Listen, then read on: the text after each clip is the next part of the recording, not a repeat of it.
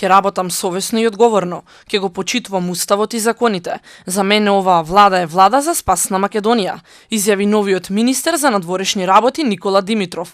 Најави дека ќе работи на пријателства, на добри односи со сите соседи, при тоа како што кажа, грижејќи се за интересите на Република Македонија. Ќе работам да ги убедам и Европската унија и НАТО дека вратите треба да ги отворат, рече Димитров. По изборот на новата влада, ова, додаде тој, е шанса и за регионот, меѓутоа и за самата Европа. Ова треба да се искористи. Одговарајќи на новинарски прашања во врска со спорот за името, Димитров кажа дека тој ќе биде надминат со, како што кажа, правење пријатели, а не со губење пријатели и не со давање дополнителни аргументи и олеснување на блокадата.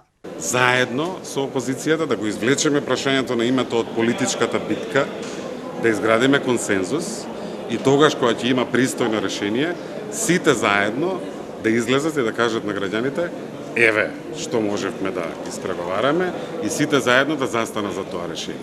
Името не може да биде предмет на партиско-политичка битка, ако сакаме тоа прашање да се затвори вистински. Најави дека во интерес на добрососедските односи, неговите први билатерални посети ќе бидат главно во регионот, и тоа таму каде што Македонија има проблеми. Таму сакам додам прво да кажам дека Македонија има ново лице, дека сакам да воспоставиме нови односи.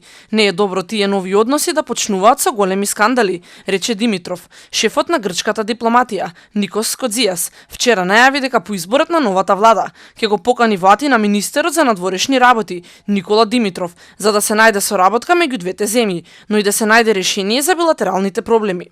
Тој истакна дека е потребно да се најде решение за името, за да се олесни перспективата на Македонија. За нашиот северен сосед, како што велам, некогаш на шега, е важна унитарноста, интегритетот и стабилноста. И сите соседни држави треба да придонесат да се обезбеди подобро иднина за самата држава. Нашиот став, со кој не се согласуваат сите, е дека решението на спорот за името на креативен и на демократски начин ќе придонеси, ќе олесни идната перспектива на оваа држава, рече Кодзијас.